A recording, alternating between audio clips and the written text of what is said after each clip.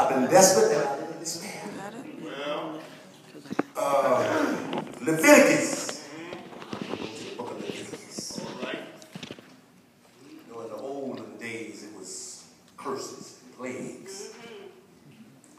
I want to go to Leviticus, verse 19. Take it to 20th verse.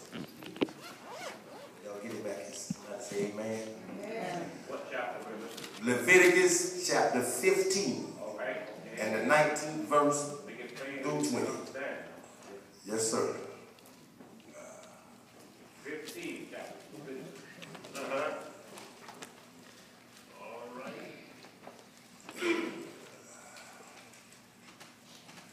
Yes, sir. Okay.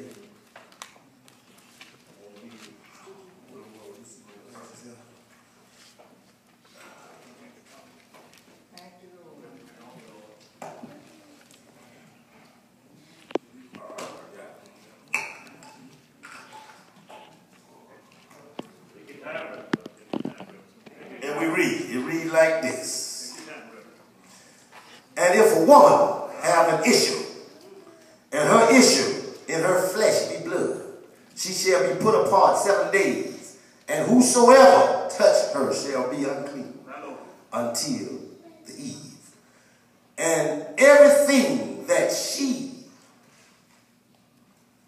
lies upon in her separation shall be unclean. Everything also that she sets upon shall be unclean. Okay, I want to go to Mark. Mark chapter 5, verse 25.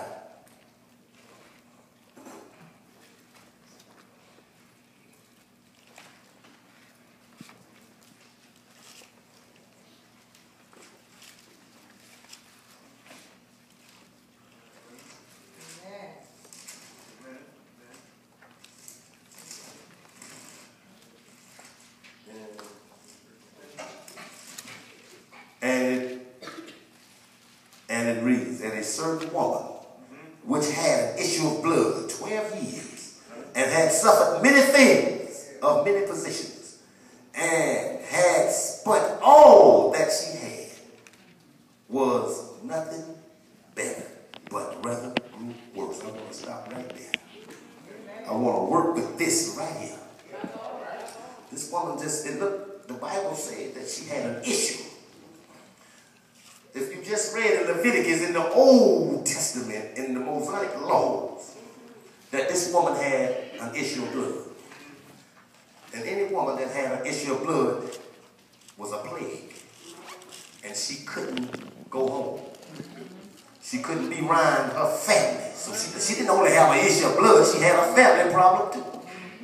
She was lonely. Not only did she have that, she got broke. If you ever been broke, that make you desperate. So I want you to look at your neighbor and say, I'm desperate, but I'm in despair. I'm in despair.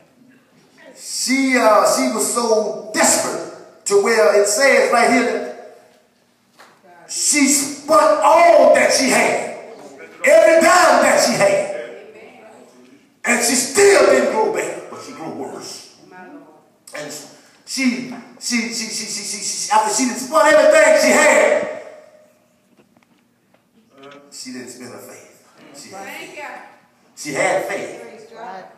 Faith cometh by hearing, and hearing comes by knowing the word of God. She heard that Jesus was coming back. She heard somebody whisper to her and say, you know, you didn't spend everything you had. You didn't try everything you tried. You can't go home. So what you got left? Faith kicked in with her. She said, just get me to the street where you walking through. I'm going to crawl my way to the street. If I have to get there, I'm going to get to that street. Because I'm not going to miss this man, whoever this man is. I just want everything I have. I can't go home. My children can't see me. And in them days, I can't touch nobody. Because I'm considered as unclean. She said, well, this is what I want to do. I'm going to wait to whoever they say this man it gotta be. But I'm gonna touch this man. I'm gonna get my chance. Reverend Jesus. Reverend Jesus. And she said, thank you, Jesus. She said, if I get to him, I just want to get to him. Because they told me that this is the same man. This is the same man that opened the blind man's eye. This is the same man that raised the dead. This is the same man that walked on water. She said, if all that can happen, if I can just touch the hem of this garment, I shall be made whole. Now, I don't know if you ever read this scripture, but Jesus did two things at one time. Now, he was just coming from he was headed to Jairus' house. He was headed to Jairus' house. But he knew he had a divine appointment to go this way. See, because that's why he God. Because he can do more things than one. He said, I'm going this way because I got a divine appointment. Somebody pray. And I must go this way. So when he got that way, Jesus ain't never walked it by himself. He always had an authority behind him. He always had folk behind him. Folk. You had your hands on one side.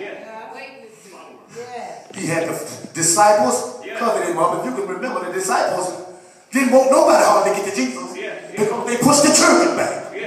And he said, even so, all the churches come up underneath. They turned around and did the woman that said, my daughter is sick with a great fix. Jesus ain't spoke a word. The woman was trying to tell her, they pushed her away. She said it was hot. The disciples was trying to push him away from a lot of people. But she's some kind of way. Can you imagine an issue of blood for 12 years? Can you imagine you weak? You at your lowest. You can't move if you've been carried on this far. If you've been walking this long with an issue,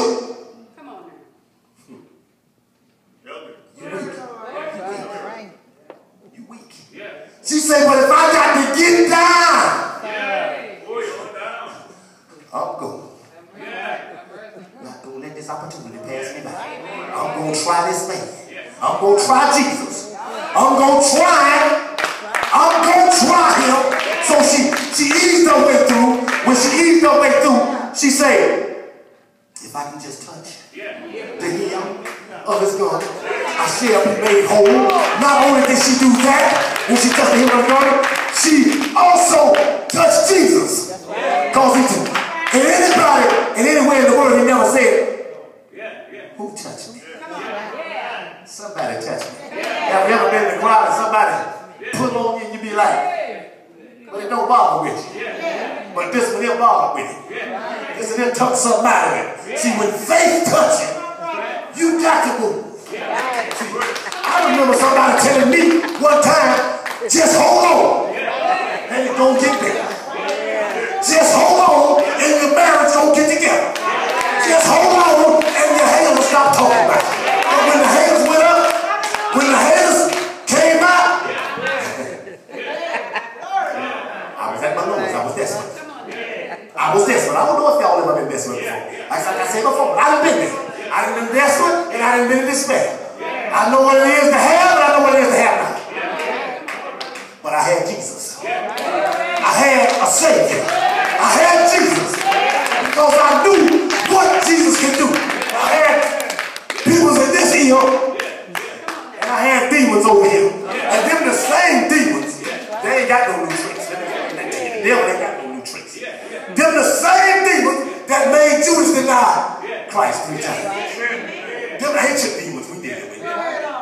Them ancient demons, they pretty old. Them the same ones. Them the same devils that told Peter to deny Christ 3 times. They ancient. We got to learn how to deal with them ancient demons. See, we got to pray on these things here. Prayer and fasting. Them the same demons that the disciples say, we can't heal this man. Them the same demons. Say, we can't heal. That's what they say. That's what they say. That's what they say. But how many say it? But I know somebody named King Jesus that I walk with, that I have seen him open the blind eye. I have seen him do things. I have seen him raise folks from the dead. I seen him tuck 2 cans of sardines and 2 crackers and feed 5,000. He said, I seen him take 2 cans and feed 5,000. He said, that's the same Jesus. Took a little boy lunchbox and fed everybody. Then turned around and had 12, a little basket for each, and a lunch basket for each one of the disciples. So I know what faith can do. Faith is the stuff that things not seen. We say we got faith, but when all hell breaks loose in our life, first thing we say, oh Lord, what we going to do? We got to get this. But that faith don't work like that. It don't work like that. This woman had enough faith to where she was down to her lowest. Just read what she had to go through. Her money gone. Doctors are lie to you just as soon as you get broke. When you get broke, doctors gonna lie to you. They gonna say something nice, but they not gonna tell you we can't do nothing for you because you're broke. She couldn't go home because back then they was up under the old laws. Up under the old law, they went under grace. They was up under the law, and if the law said if a woman have an issue, don't. So she was lonely. She was desperate. So she knew the only thing she could hear, faith come by what? And hearing come by what? She said, I heard about this man. If I can just touch the hem. Now how many know if you ever read in the book of making a priest, in the book of Leviticus, in the point of making a priest, when God told Moses, say, I want you to get your sons. When he told Aaron, say, Moses, get your bottle together, get your oil together, because I want you to get Aaron's sons, and I want you to anoint them to be priests. And I want you to pour the oil down the head, and let the oil run down to the holy garment. And when it ran to the holy garment, see, that woman was smart. Because that woman knew that oil got to sit down in that heel. She knew what was at that heel. She didn't care about touching Jesus up top. She didn't think about the top part. She knew that Jesus was the high priest after the order of Melchizedek. And when you're making a priest, the oil had to run down to the feet. She said, I can just touch the heel of his garment. I shall be made whole. She knew what was in the bottom of that thing. She knew what was in the bottom of that oil. She knew what was in the bottom of that heel. She knew what was down there. See, that's just like baking a cake. You got all these different ingredients. I got to go somewhere here now. When you're baking a cake, you got the flour, you got the sugar, and you got the vanilla. And Jesus, you got God, the Father, the Son, and the Holy Ghost. And in them days, that's just like an egg. You got the yolk, you got the shell, and you got, but all that go together. So when you bake that cake, that's how that lady knew what the crumbs were. See, she knew what the crumbs meant. She said, I know I'm a dog, Jesus, but just let me get the crumbs that fall from the master's table. She said, I know what's in the crumbs. See, I don't know if the Christians know what's in the crumbs, but it's healing in them crumbs. It's deliverance in them crumbs. It's Savior in them crumbs. She said, I know that you're the only man that can go to hell and bring my daughter back. So, she knew what was there. She knew what was there, just like this lady knew what was in the heel. She knew what was in the heel. And Jesus is our high priest. And he made it so that we can come to the grace, the throne of grace with both. with boldness. At one time, we couldn't go in there. We couldn't go in the holiness of holiness. If you step off in the holiness of holiness back then, you had to have a rope tied to you. The rope had to be tied around your waist, so you had to have yourself together. You couldn't be playing church going into the holiness of holiness. So when they got in there, I know a man that went there, David went there. David was a man after God's own heart. After David had to do everything he could do. That's the same man that manipulated Bathsheba. That's the same man that killed over 1,000 men, 10,000 men. But when he got to this point, he said, Lord, it's my shepherd. I shall not go. And he walked right on into the holiness of holiness. Now the priestess was saying he's going to die. He ain't ready to go in there. They say, pull the rope and see is he still there. They say, pull the rope and see is he still there. There used to be a bell tied to the rope when you're inside the holiness of holiness. Reverend, let me see your keys up here. I got to hold your keys up in here, Reverend. And when they was pulling the rope, while he was in the holiness of holiness, while he was in the holiness of holiness, went to rap. They heard it. They heard it. They said, you're lying in there.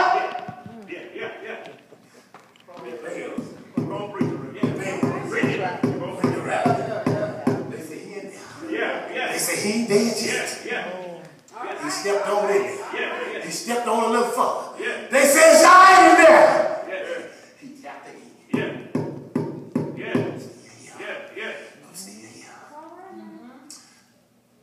If you wasn't right, and the pastor tell you, God destroyed Uriah. He destroyed a man for doing right. The man, he said, no one supposed to touch the cock with the ark is on, but a priest. The man was doing a favor. The mule knocked the ark almost down, and the man pushed it up, God struck him down. Say, nobody touched the ark but the priest. So if you ain't got it together, God was taking folks out that wasn't following his word. That's why this thing is serious. This ain't no joke here.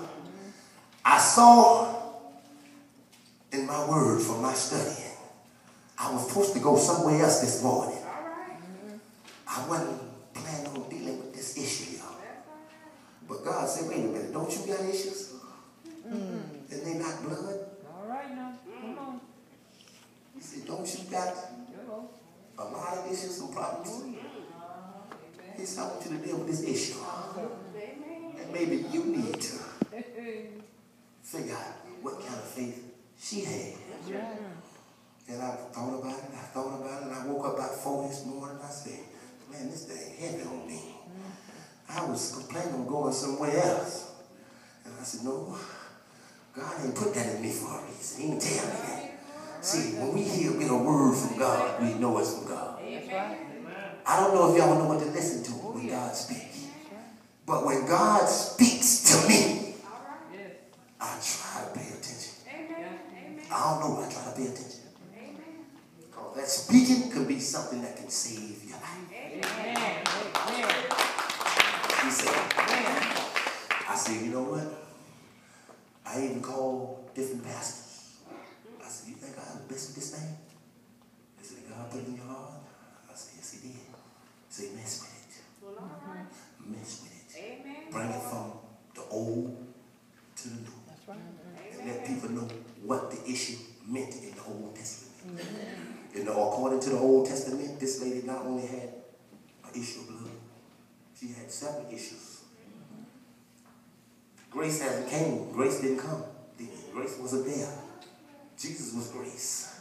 Grace wasn't on the set then, right at that time, when she realized because her husband couldn't touch her. She couldn't go home. She spent all she had. She was broke. Couldn't go around her children. She couldn't sit on nothing because she was considered as what? Unclean. So, can you imagine? Put yourself, I just want everybody to just think for 1 minute what she was feeling. For 1 second, just think of what she was feeling. Let's put yourself on what she was feeling. You're away from your family. You know she had some kids somewhere. She couldn't go to her husband because she was unclean, considered as unclean. She couldn't go to the high priest because to the Pharisees because they felt she was unclean too. garment. That's what the Pharisees used to say. Hey, get away from me. A leper used to have to holler from way back and say, I'm a leper. When the high priest at the door, the leper used to have to let him know I'm a leper. He used to have to preach that out and let the man know you're a leper a mile away. Because if you get too close, you can make me unclean. So I can't let you get that close to me. So she had to pull herself back and realize, you know what? I ain't going to hell no more. Say, I heard about a man. I heard about a man by the name of Jesus. And I heard he was passing this way. So I ain't going to let this opportunity pass me by. Y'all just put me in position on the right street where I can crawl my way to it. Can you imagine how she got that? Jesus ain't never walked by himself like I told you. Jesus walked with a bunch. You had haters on one side, you had Sadducees on one side saying that there ain't no resurrection. You had everything behind it. And you had some of them folks that he healed. He always told them, don't tell nobody what I did. At least you got to do this time of day. You can't got to tell somebody. Anything that's good to you, you got to tell. Somebody, I know I don't know, but I do know this. He had a lot of people. And I'm trying to figure out now, because when I was I remember I was going to somewhere, and I don't like cluster. That's claustrophobia. That's too many people. All right. But I guess she's bringing us way up there after bleeding 12 years. She was weak. She had to ease her way through there. And she got through there. Amen. And she realized I can just touch that. Just the bottom of it. Just the hem of it. I know it's going to help it to me because the oil lying there. I remember reading the Old Testament in the scroll that the beginning of a priest, when they pour the oil, it run down to his feet. And it stopped at the hem of the garment. She said, so if he who he say he is, I'm going to try. I'm going to touch the hem of that garment. And when she touched the hem of that garment, when she touched the hem of that garment, when she touched the hem of that garment, she said in, let's take it down, she said, when she touched the hem of the garment in 29, and straightway the fountain of her blood was dried up, and she felt in her body that she was healed of that plague. And Jesus immediately knowing himself that virtue had gone out of him and turned about in the press and said, who touched my clothes? Somebody touched my clothes. He said, who touched my clothes? And when he said, who touched my clothes, it wasn't no any kind of touch. Now she had the right touch. And his disciples said unto him, thou seest the multitude. They saying so many words. You see all the people around you. How you gonna jump up and say, who touched you? Man, people bump into you every day. They tried to throw him off course. And he looked it around about to see her. And that had done this thing. But the woman fearing, trembling, knowing what was done. She couldn't hold it. Did I just tell you anything that's good to you? You got to come forward and tell you. Trembling, knowing what was done in her, came and fell down before him and told him all the truth. And he said unto her, now this is the only place I read in the Bible where Jesus called anybody a daughter. He knew her faith. He knew her faith. He said, daughter, daughter, daughter, thy faith has made thee whole. Now let me explain something to you what whole means. Reverend, I'm going to take a little time with this whole. I'm going to break it off. Whole. When God said that your faith has made you whole, that means he gave her some money. That means he gave her back her family. That means he also healed her. He went through a lot. He gave her back everything that she needed.